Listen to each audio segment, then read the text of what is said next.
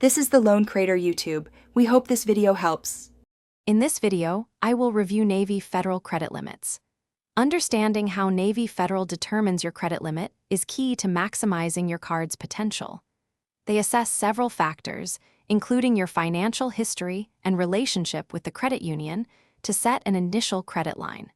We'll explore these elements and discuss how you can work towards a higher limit over time. Several key factors influence the credit limit you receive from Navy Federal. Your credit score plays a significant role, indicating your reliability as a borrower.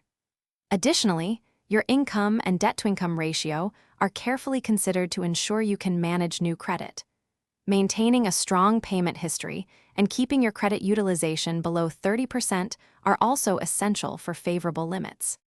To boost your Navy Federal credit limit, focus on responsible credit habits. Always make your payments on time, and ideally, pay more than the minimum amount due. Keep your credit utilization low, striving for under 30% of your available credit. You can typically request a credit limit increase online or by phone after 91 days or 6 months of account opening, depending on the card. So, is a Navy Federal credit card worth it? For many, the answer is yes.